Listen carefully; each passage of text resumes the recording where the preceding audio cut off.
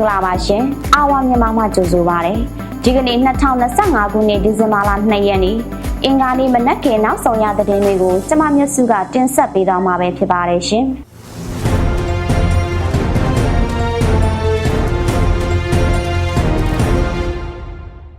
စကိုင်းတိုင်းဝက်လက်နဲ့ရွှေဘိုမြို့နယ်တို့တွင်စစ်တပ်တပ်ဆွဲထားတဲ့နေရာနဲ့စစ်ကူစစ်ကြောင်းကိုတိုက်ခိုက်မှုမှာစစ်သား34ဦးသေဆုံးပြီးလက်နက်ခဲယမ်းအများပြားသိမ်းဆည်းရရှိခဲ့တဲ့ဆိုတဲ့တဲ့မန္တလေးတိုင်းကြောက်ကြောင်မြို့နယ်အတွင်းမှာရှိတဲ့ကျေးရွာများနဲ့နေအိမ်များကိုမီးရှို့ဖျက်ဆီးတဲ့စစ်တပ်စစ်ကြောင်းကိုတော်လှန်ရေးတပ်များကတိုက်ခိုက်ခဲ့ရာစစ်တပ်ဘက်မှစစ်သား6ဦးထိခိုက်သေဆုံးခဲ့တဲ့ဆိုတဲ့သတင်းနှင့်အတူအခြားစိတ်ဝင်စားစရာနောက်ဆုံးရသတင်းတွေကိုတင်ဆက်ပေးသွားပါမယ်ရှင်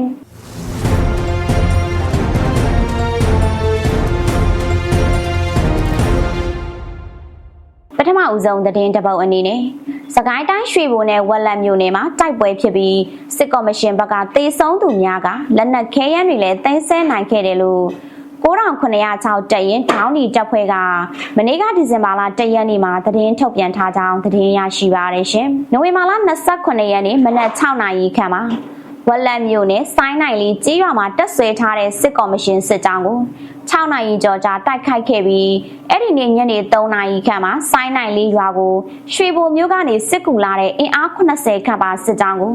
ရွှေဘိုတောင်ဘက်အတွက်ရွှေဘိုမြို့ရဲ့တာကနန်းကျေးရွာကြားမှာ2နာရီကျော်ကြာထပ်မံတိုက်ခိုက်ခဲ့တယ်လို့ဆိုပါတယ်။စိုင်းနိုင်လီမှာဖြစ်ပြီးတော့လိုက်ရှင်းလင်းရေးလုပ်တော့အလောင်းရတယ်။ခဲယမ်းရတယ်ညနေပိုင်းကျတော့ထွက်သွားတယ်။ဘုံပွဲရွာထဲဝင်သွားတယ်။အဲ့ဒီမှာလဲရှင်းလင်းရေးလုပ်တယ်။ရှင်းလင်းရေးလုပ်နေတဲ့အခါမှာဖြတ်တောက်ရေးကိုလည်းရွှေဘိုဘက်ကစစ်ကူလာတဲ့အင်အား80ကျော်လောက်ပါတယ်။အဲ့ဒီစစ်ကြောင်းကလည်းညီနောင်တွေနဲ့ပေါင်းပြီးနှစ်ဖွဲ့ခွဲပြီးတော့အဲ့ဒီမှာလည်းအလောင်း20ကျော်30လောက်ရတယ်။လက်နက်ခဲယမ်းတွေလည်းရတယ်လို့9906တပ်ရင်ဒေါင်းဒီတပ်ဖွဲ့ကဒုတပ်ရင်မှုနဂါးလီကပြောပါတယ်။စိုင်းနိုင်လေးတိုက်ပွဲအတွင်းမှာစစ်ကော်မရှင်တပ်သား4ဦးသေဆုံးပြီးအများပြားဒဏ်ရာရခဲ့တယ်လို့ရွှေဘိုအထွတ်တိုက်ပွဲမှာတော့30ဦးသေဆုံးကဒဏ်ရာရသူတွေလည်းများခဲ့တယ်လို့ဆိုပါတယ်။ဒါပြင်တိုက်ပွဲတွေအတွင်း MA1 5လက် MA2 2လက်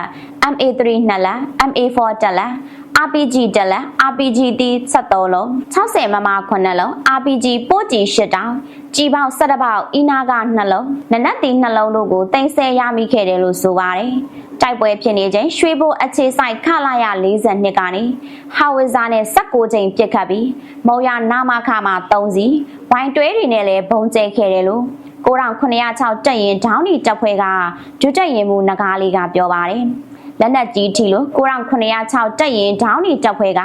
တပ်ထောက်အရာရှိဒင်ကြီးကြဆုံးခဲ့တယ်လို့ရွှေဘိုပကဖတပ်ဖွဲ့ဝင်တအူကြဆုံးပြီး4ဦးဒဏ်ရာရခဲ့တယ်လို့ဆိုပါတယ်။ဒီတိုက်ခိုက်မှုကိုတော့ရွှေဘိုခရိုင်တပ်ရင်15တပ်ရင်18တပ်ရင်23တပ်ရင်26တပ်ရင်9906 Together We Can ဝက်လက်ရွှေဘိုမြို့နယ်ပကဖဒီပဲရင်ပကဖအဖွဲ့များဒေသခံတိုက်နယ်ပကဖတွေနဲ့ဒရုန်းဖွဲ့တွေနဲ့မဟာမိတ်ပူးပေါင်းတပ်တွေစုပေါင်းတိုက်ခိုက်ခဲ့ကြတာလို့ဆိုပါတယ်။နိုဝင်ဘာ10ရက်ကလည်းရွှေဘိုမြို့နယ်တာကနန်းကျေးရွာမှာတိုက်ပွဲ2ကြိမ်ဖြစ်ကစစ်ကော်မရှင်ဘက်က4ဦးသေဆုံးခဲ့ပြီးရွှေဘိုမြို့နယ်ပကဖအဖွဲ့ဝင်2ဦးသေဆုံးခဲ့တယ်လို့ထုတ်ပြန်ချက်မှာဖော်ပြထားကြောင်းသတင်းရရှိပါရရှင်။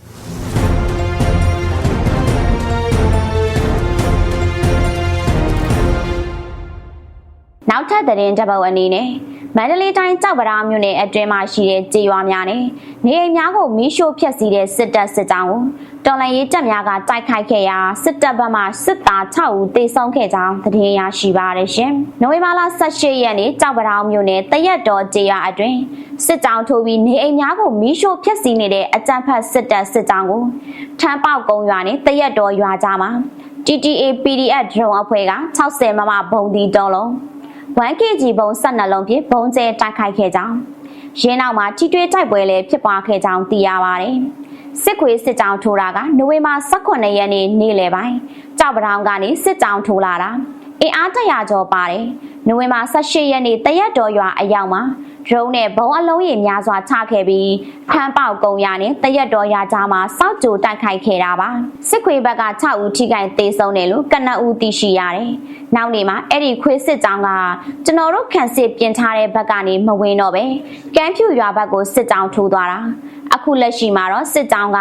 ကြောက်ပရောင်နယ်ထဲမှာပဲရွာစင်းလက်စစ်ကြောင်းထိုးနေပြီးပြည်သူပိုင်ပစ္စည်းများကိုခိုးယူနေပါတယ်လို့တောင်တာ TTA PDF မှသတင်းနဲ့ပြန်ကြားရေးမှတာဝန်ရှိသူကပြောပါတယ်လက်တလောစစ်တပ်စစ်ကြောင်းမှာတောင်တာမြို့နယ်နဂါးဖို့ရွာနဲ့ကျွဲတလင်ရွာတို့ရောက်ရှိခဲ့ရမှာယခုအခါကြောက်ပရောင်မြို့နယ်ရာကြီးကျေးရွာတို့ရောက်ရှိသွားကြောင်းနှစ်ဖက်စစ်ရေးတင်မာနေပြီးအချိန်မရွေးတိုက်ပွဲဖြစ်ပွားနိုင်တာကြောင့်ပြည်သူများအနေဖြင့်တတိပြုနေထိုင်ကြရန်တော်လှန်ရေးတပ်များကတတိပေးထားပါတယ်အဆိုပါတိုက်ခိုက်မှုကိုတောင်တာ People Defense Force နဲ့အတူ PPGF ပုတ်ပါအဖွဲ့ညာဦးရင်တင်21 ပကံတို့ကပူးပေါင်းလှုပ်ဆောင်ခဲ့ခြင်းဖြစ်ကြောင်းသတင်းရရှိပါတယ်ရှင်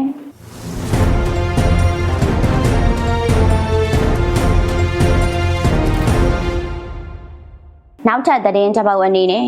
စကိုင်းတိုင်းမြင်းမူမြို့နယ်တွင်ပြည်သူများထံမှစက်ကြေးကောက်နေတဲ့အကြမ်းဖက်စစ်တပ်ဂိတ်ကို3ရက်ဆက်ဒရုန်းနဲ့ဘုံကျဲရာစစ်သားတွေထိခိုက်သေဆုံးမှုရှိကြောင်း MDF ဒရုန်းချင်းချူတာဝန်ခံရဲဘော်ငန်းနဲ့ထံကသတင်းရရှိပါတယ်ရှင်နိုဝင်ဘာ26ရက်နေ့မိုးလင်း2:45 မိနစ်ခန့်တွင်မြင်းမူမြို့နယ်အလက်ကပါကျေးရွာမှာရှိတဲ့ကိုးစုဖရားတွင်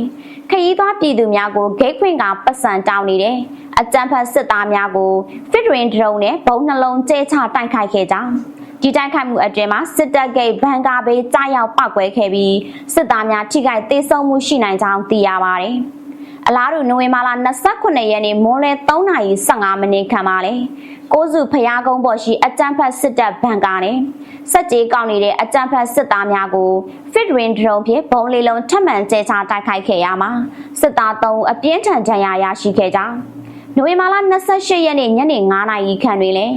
မြင်းမူမြို့နယ်မြောက်လန်းကွန်းနဲ့အထိုင်ချတက်ဆွဲထားတဲ့အကြမ်းဖက်စစ်တပ်စခန်းကိုဖစ်ဝင်ဒရုန်းဖြင့်ဘုံလေးလုံးထပ်မံကျဲချတိုက်ခိုက်ခဲ့ကြောင်းသိရှိရပါတယ်။၃ရက်ဆက်တိုက်ခိုက်မှုအတွင်းအကြမ်းဖက်စစ်တပ်မှသေဆုံးမှုရှိတော့လေ။အရေးအတွက်တည်ပြုနိုင်ခြင်းမရှိသေးပဲအကြမ်းဖက်စစ်တပ်ဘက်မှလည်းလက်နက်ကြီးလက်နက်ငယ်တွေနဲ့ရန်တမ်းပစ်ခတ်ခဲ့တော့လေ။တော်လှန်ရေးရဲဘော်များအထိခိုက်မရှိပြန်လည်ဆုတ်ခွာနိုင်ခဲ့ကြောင်းသိရပါတယ်။စစ်ခွေတေစရင်ကတော့မသိရသေးဘူး။ပြင်းထန်ဒဏ်ရာ3ယောက်ပဲအတည်ပြုနိုင်သေးတယ်။ပြင်းထန်ဒဏ်ရာရတဲ့ကောင်တွေပဲသိရတာ။အထိုင်ခွေးချံကိုချတော့ကလည်းသူတို့စခန်းကကားလမ်းဘေးစခန်းပေါက်ကအပင်တွေနဲ့ဆိုတော့အပြင်းလူအလွယ်တကူမမြင်ရဘူးစစ်ခွေးဘက်ကထိခိုက်သေဆုံးမှုရှိနိုင်တယ်ဒုတိယနေ့ချတဲ့ဟာက3ယောက်ပြင်းထန်ဒဏ်ရာရတယ်လို့ MDF drone ချင်းတူတာဝန်ခံရဲဘော်ငန်းနက်ကပြောပါတယ်အဆိုပါတိုက်ခိုက်မှုကိုမြိုင် drone force MDF နဲ့အတူငင်းမှုမျိုးနဲ့ပါကပါအေယာမွေပွေ NZN Justice Warrior တပ်အဖွဲ့ Revolutionary Air Force တို့ကပူးပေါင်းလှုပ်ဆောင်ခဲ့ခြင်းဖြစ်ကြောင်းသတင်းရရှိပါတယ်ရှင်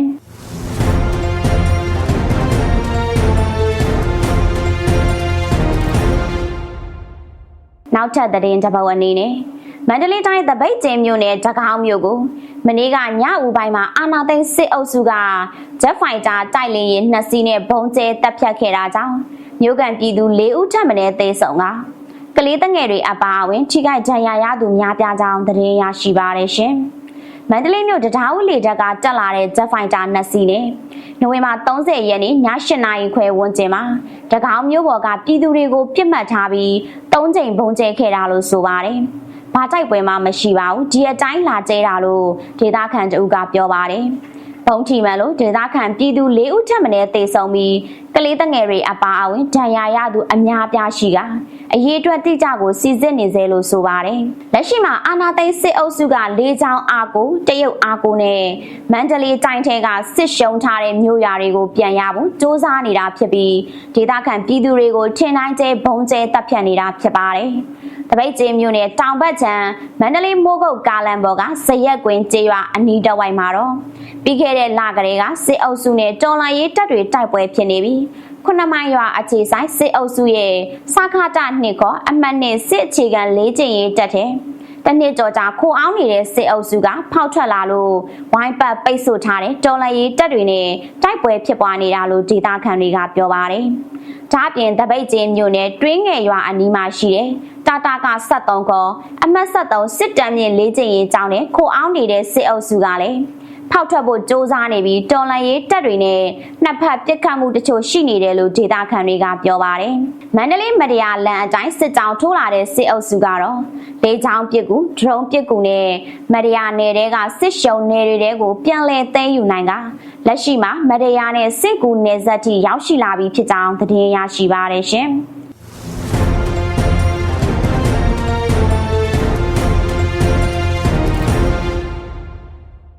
နောက်ထပ်သတင်းတစ်ပုဒ်အနေနဲ့မန္တလေးတိုင်းမိုးကုတ်မြို့ပြင်အနောက်ပိုင်းသို့စစ်တပ်ကစစ်ကြောင်းထိုးဝင်ရောက်လာတာကြောင့်တော်လှန်ရေးတပ်များနဲ့တိုက်ပွဲဖြစ်ပြီးစစ်ကြောင်းနောက်ပြန်ဆုတ်သွားကြောင်းတော်လှန်ရေးသတင်းရင်းမြစ်ထံကသတင်းရရှိပါရရှင်။နိုဝင်ဘာ29ရက်နေ့နဲ့နိုဝင်ဘာလ30ရက်နေ့တွင်အကြမ်းဖက်စစ်တပ်ကမိုးကုတ်မြို့ထဲသို့ဝင်ရောက်နေရယူခဲ့ကြောင်းတို့ရမှာနိုဝင်ဘာလ30ရက်နေ့ညနေပိုင်းတွင်စစ်တပ်စစ်ကြောင်းတွေကမိုးကုတ်မြို့ပြင်အနောက်ဘက်ပိုင်းသို့စစ်ကြောင်းများကျုံဝင်လာကြောင်းရင်းနေရများတွင်တော်လှန်ရေးတပ်များကအထိုင်ချထားတာကြောင့်စစ်တပ်စစ်ကြောင်းနဲ့တော်လှန်ရေးတပ်များအကြားတိုက်ပွဲများဖြစ်ပွားခဲ့ကြောင်းသိရပါတယ်။မိုးကုတ်အနောက်ဘက်တောင်ပေါ်ဘက်ကိုစစ်ကြောင်းတွေဝင်လာတာ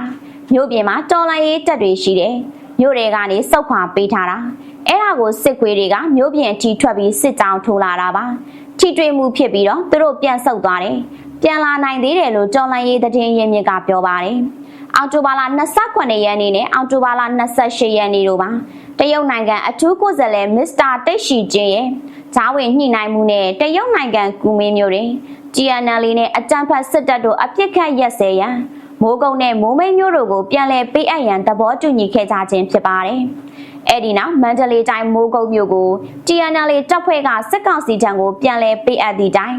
မိုးကုတ်မြို့ကိုစစ်ကောင်စီလက်အောက်မကျရောက်စေရန်အစွမ်းကုန်ကာကွယ်သွားမယ်ဖြစ်ကြောင်းတော်လှန်ရေးတပ်များကသတင်းထုတ်ပြန်ခဲ့တော်လဲ GNL ကမိုးကုတ်မြို့အတွင်းထိစစ်တပ်ကိုခေါ်သွင်းလာခဲ့ခြင်းဖြစ်ပါတယ်။မိုးကုတ်မြို့အနောက်ဘက်စစ်တပ်စစ်ကြောင်းထိုးလာခြင်းတော်လှန်ရေးတပ်များကအချိန်မီသိရှိခဲ့ပြီးစစ်တပ်စစ်ကြောင်းကိုရှေ့ဆက်မတိုးလာစေရန်အပြင်းထန်တိုက်ခိုက်နိုင်ခဲ့ကြောင်းသိရပါတယ်။မနေ့ကညနေပိုင်းတိုက်ပွဲမှာစစ်တပ်ဘက်ကအထိနာပြီးပြန်ဆုတ်သွားတာသူတို့မျိုးတွေကနေစစ်ကြောင်းထွက်လာခြင်းကလေးကဒီဘက်ကိုတည်င်းရောက်တယ်မိုးကုတ်မျိုးပြင်ပတ်ပတ်လည်မှာတော်လှန်ရေးတပ်တွေရှိနေတယ်လို့မိုးကုတ်မျိုးတည်င်းရင်းမြစ်တစ်ခုကရှင်းပြပါတယ်မိုးကုတ်နဲ့မိုးမိတ်မျိုးမှာ TNL ကစုတ်ခွာမှုအတွက်တအောင်းဒေတာကိုလည်းမြန်မာစစ်တပ်ကလေရင်နဲ့ဘုံကျဲခြင်းနဲ့ထိုးစစ်ဆင်တိုက်ခိုက်ခြင်းများမပြုတ်ရန်ကတိပြုထားကြောင်းသတင်းရရှိပါတယ်ရှင်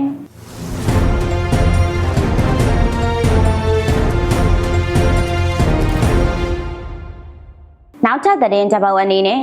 စကိုင်းတိုင်းမေကင်းဒေသတွင်စေကူတာပေးနေတဲ့ CDM ဆေးရုံအုပ်ဒေါက်တာခင်တူတူလင်းကိုပြည်သူ့လုံခြုံရေးအဖွဲ့ပါလာဖက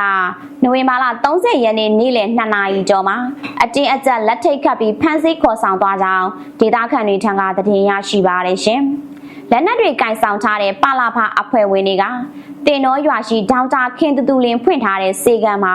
ဝင်ရောက်ဖမ်းဆီးသွားခဲ့ခြင်းဖြစ်ပြီးဖမ်းဆီးတဲ့အကြောင်းရင်းကိုပြောဆိုခြင်းမရှိကြောင်းဒေသခံတူထံကသိရပါတယ်။ဘာလို့ဖမ်းသွားရဲဆိုတာမသိရဘူး။မေးစရာရှိလို့ဆိုပြီးအတင်းခေါ်ဆွဲသွားတာ။အခုထိလည်းတွေ့ခွင့်မရဘူး။အေးတဲ့ရာသီဥတုဆိုတော့အသက်ကလည်း90ကျော်ပြီးစိုးရိမ်ပါတယ်။မြို့နယ်ပါလာဖာစီကိုခေါ်သွားတယ်လို့သိရတယ်။သူတို့ကဆွေးနွေးစရာရှိတယ်ဆိုပြီးပြောတယ်။ဆွေးနွေးစရာရှိရင်စေကမ်းမှာစကားပြောလို့ရတယ်။ဒီလိုလောက်တာကိုတော့လက်မခံနိုင်ဘူးလို့ဆိုပါတယ်။မင်းကင်းမြို့နယ်ပြည်သူစေယုံမှာ CDM ပြုလုပ်ထားတဲ့စေယုံအုပ်ဒေါက်တာခင်တူတူလင်းဟာအရင်ကမင်းကင်းမြို့နယ်ပြည်သူ့အုပ်ချုပ်ရေးအဖွဲ့မှပါဝင်ခဲ့ဘူးပြီးအဲ့ဒီကနေနှုတ်ထွက်ကဒဏ်ရာရရဲဘော်များမင်းကင်းဒေသမှာရှိတဲ့ကိုဝန်ဆောင်မိခင်များနဲ့ကလေးငယ်တွေကိုကျန်းမာရေးစောင့်ရှောက်မှုပေးနေသူဖြစ်ကြောင်းသတင်းရရှိပါရရှင်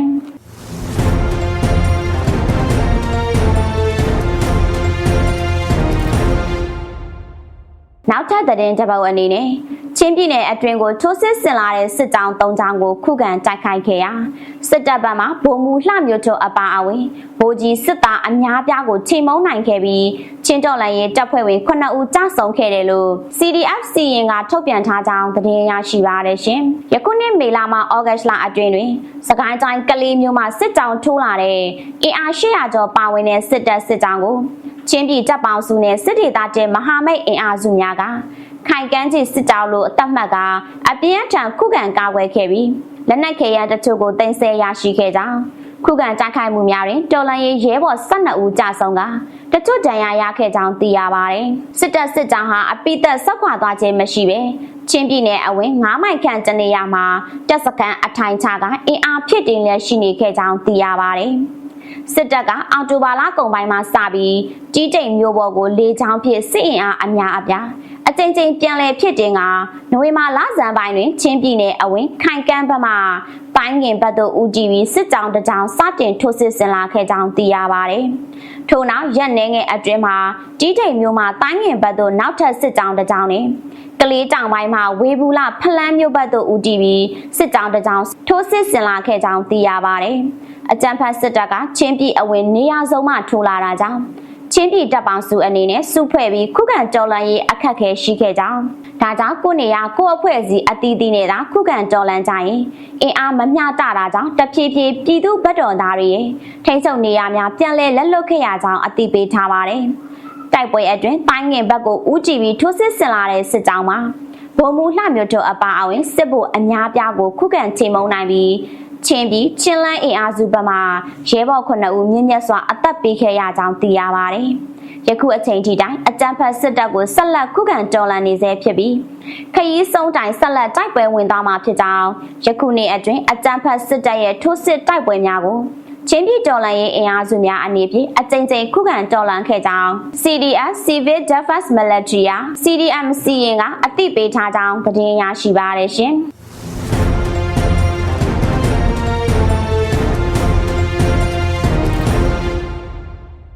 နောက်ထပ်သတင်းတစ်ပုဒ်အနေနဲ့ကြီးစုသူမရှိလို့ပိတ်လိုက်ရတဲ့မျိုးပြလမ်းမဆိုတဲ့ရုပ်ရှင်ဇာတ်ကဝေဖန်သူတွေကိုအဲ့ဒီဇာတ်ကရိုက်ကူတဲ့ယုံလေးကဖျားစင်မှာယုံပုံလေးထောင်တေချာလေးဥတင်ကြော်ရန်ဆိုပြီးသူ့ရဲ့လူမှုကွန်ရက်ကနေတဆင့်စော်ကားပြောဆိုလိုက်ကြောင်းသတင်းရရှိပါတယ်ရှင်စစ်တပ်ထောက်ခံသူစစ်တပ်အလို့ကြောင့်ဝါဒဖြန့်ပေးနေသူယုံလေးဟာဒရိုင်တာဖြစ်ရိုက်ကူခဲ့တဲ့အဲ့ဒီရုပ်ရှင်ကိုပြည်သူတွေကလာရောက်မကြည့်ကြပဲဝေဖန်ထောက်ပြပြောဆိုတာတွေကိုယုံလေးကစော်ကားပြောဆိုလိုက်တာပါရောက်ဖမင်းညကမူပြီးရှောက်ပြောယုံတဲ့ကောင်ယုံစောက်ပေါ် original gangster ပရိသတ်တတိအန်ရဲ့ရှိသည် special night ပရိသတ်တွေအများကြီးရှိပြီးတဲ့အတွက်ဝန်တာပါတယ်သူတို့တွေရဲ့ဝန်ရံမှုကြောင့်ရုံဝင်ငွေတွေတိုးလာပါတယ်ပြောပါတယ်ညကတော့ online ကလောက်ခစားများငါ့ကိုအပုတ်ချထားလို့မင်းတို့တွေအလုပ်ရကြဟဲ့အောင်အလုပ်သွားလားဒါဆိုကျေးဇူးတင်တော့မင်းတို့ရဲ့ကျေးဇူးရှင်ပေါ့ဖျားစင်မှာယုံလေးပုံထားဦးကျင်ကတော့ကျေးဇူးမမေ့နဲ့နော်နှစ်ယုံအောင်ထပ်တူထားတယ်လို့ယုံလေးကစော်ကားပြောဆိုခဲ့တာပါမျိုးပြတဲ့ကလမ်းမဆိုတဲ့ရုပ်ရှင်ဇာတ်ကားကိုလာရောက်ကြည့်ရှုသူမရှိလို့ပိတ်လိုက်ရတယ်ဆိုပြီးနိုဝင်ဘာ28ရက်ညပိုင်းကယုံလေးကသူ့ရဲ့လူမှုကွန်ရက်စာမျက်နှာမှာရေးသားထားခဲ့ပါတယ်မုံတဲ့သူတွေတိုက်ခိုက်သူတွေနိုင်ပါတယ်အမှုပညာလောကကအနားယူဖို့များသွားပါပြီအခုတင်တဲ့မျိုးပြတဲ့ကလမ်းမဆိုတဲ့ဇာတ်ကားအများကြီးစူးစမ်းထားပါတယ်36ထာကျော်ကုန်ပါတယ်ပြင်ဆင်ရိုက်ကူးချိန်2နှစ်ခွဲကြာပါတယ်ဒီနေ့စတင်နေကြည့်ပြီးတဲ့သူတွေတော့ quality သိပါတယ်ဒီနှစ်တစ်နှစ်လုံးမှာဝင်အနည်းဆုံးဇက်ကားအဖြစ်စံချိန်ဝင်သွားပါပြီ။ရုံမှာလူတစ်ယောက်မှမရှိလို့ပိတ်လိုက်ရပါတယ်လို့ရုံလေးကသူ့ရဲ့လူမှုကွန်ရက်စာမျက်နှာမှာရေးသားထားတာဖြစ်ပါတယ်။ရုံလေးဟာစစ်တပ်ထောက်ခံသူပြီးလူငယ်တွေကိုစစ်မှုထမ်းခိုင်းမှုအတွက်စစ်တပ်ကိုသတင်းပေးသူဖြစ်လို့လူတို့ကပြပြင်းထန်ထန်ဘွိုင်းကော့လူမှုရေးပြည်တံလှုပ်ထားခြင်းဖြစ်ကြောင်းသတင်းရရှိပါတယ်ရှင်။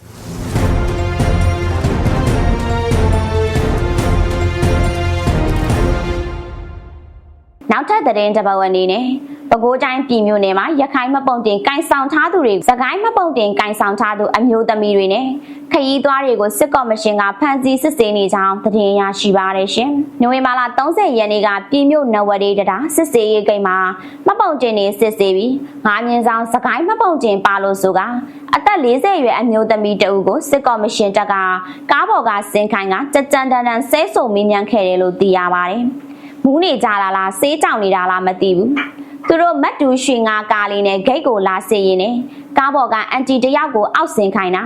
9မြင်းဆောင်ဆင်းခဲ့ဆိုပြီးရန်သူတယောက်လိုပြောဆိုတာဟိုအန်တီကြီးကဒီပတောင်းမှာအိမ်အောင်ကြတာအနှစ်20ကျော်ပါပြီဆိုပြီးပြောတာကိုမူးမူးနဲ့အော်ဟစ်ပြောနေတာအန်တီကြီးကငိုကအခုဆေးကြောင်ကြောင်နေတဲ့ကောင်တွေအရာရှိဖြစ်နေတော့အတော်ခက်တယ်လို့ဒေသခံကားသမားတူကပြောပါတယ်စစ်ကော်မရှင်တပ်ကရခိုင်မပုံတင်ကိုင်ဆောင်သူတွေကိုလည်းအလားတူစစ်ဆေးတာတွေလုပ်ပြီးရခိုင်မပုံတင်ကိုင်ဆောင်သူဆိုဖမ်းဆီးကလူငယ်ဆိုရင်စစ်မှုထမ်းတွေပါထည့်တယ်လို့သိရပါတယ်ရခိုင်ဆိုရင်ပြည်မာကကားပေါ်ကဆွဲချပြီးစစ်တပ်တွေတန်းထည့်တာလူကြီးတွေတိုးရင်လည်း3-4ရက်လောက်အချုပ်တွေထည့်ထားတာ ဘာပြစ်ချက်မှမရှိလဲရခိုင်မပုံတင်ဖြစ်လို့ဆိုပြီးလို့ဒေသခံတွေကပြောပါတယ်စစ်ကော်မရှင်တပ်ကလုံခြုံရေးအကြောင်းပြကလူမျိုးရေးခွဲခြားပြီးရခိုင်လူမျိုးတွေကိုအဓိကထားဖမ်းဆီးကရခိုင်လူမျိုးတင်လာတဲ့လူနာချင်းရင်ဖြစ်ပါကအချိန်ဆဲစစ်ဆေးတာကအစလုပ်တယ်လို့သိရပြီအဓိက14မြင်းဆောင်5မြင်းဆောင်3မြင်းဆောင်17မြင်းဆောင်မပုံကင်ထားသူတွေကိုသာအဓိကဖမ်းဆီးနေတာဖြစ်ကြောင်းသတင်းရရှိပါတယ်ရှင်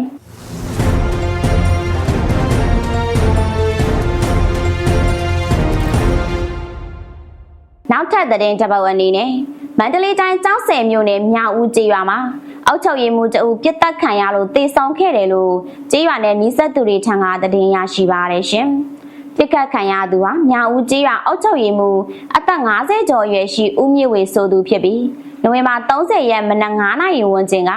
သူပိုင်တဲ့လယ်ထဲမှာပြစ်တက်ခံရတာလို့ဆိုပါတယ်။ဥက္ကဋ္ဌကသူ့လယ်ထဲမှာရှိနေချိန်လာပစ်သွားတာလို့တော့သိရတယ်။လယ်နီးနားချင်းတွေကတနတ်တန်ကြလို့သွားကြည့်တော့သူပြစ်တက်ခံထားရတာကိုတွေးကြရတာအလောင်းကတော့ဆေးရုံတည်သွားတယ်လို့ကျေးရွာနယ်နီးစပ်သူတူကပြောပါတယ်ပြစ်ခတ်ခံရတာကြောင့်အုပ်ချုပ်ရေးမှူးဦးမြင့်ဝေရဲ့ဦးခေါင်းမှာကြီးထိဒဏ်ရာ2ချက်ရပြီးနေရာမှာတင်ပင်သေဆုံးကပြစ်ခတ်ပြီးတဲ့နောက်စစ်ကော်မရှင်တပ်ဖွဲ့ဝင်တွေလာရောက်စစ်ဆေးပြီးအလောင်းကိုကြောက်ဆယ်ဆေးရုံကိုတည်ဆောင်သွားပြီးမနေ့ကဒီဇင်ဘာလ1ရက်နေ့မှာနေအိမ်ပြန်တည်ပြီးနာရေးပြုလုပ်နေတယ်လို့ဆိုပါတယ်ဒီပြစ်ခတ်မှုကိုဘယ်အဖွဲ့တွေကပြုလုပ်ခဲ့တယ်ဆိုတာကိုတော့သတင်းထုတ်ပြန်ထားတာမရှိပါဘူးပြီးခဲ့တဲ့နိုဝင်ဘာ28ရက်ကလည်းညဦးမြို့နယ်ရွာတက်ကုံကျေးရွာထိပ်မှာတစ်ထောက်ကျေးရွာအုပ်ချုပ်ရေးမှူးဦးမောင်တန်းဆိုသူပြစ်ခတ်ခံရပြီးတေဆုံးသွားခဲ့ကြောင်းသတင်းရရှိပါတယ်ရှင်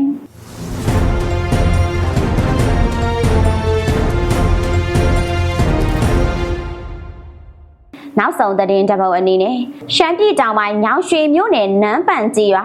အမတ်တရက်ကွက်အုပ်ချုပ်ရေးမှူးပြည်စုံဝင်းဆိုသူက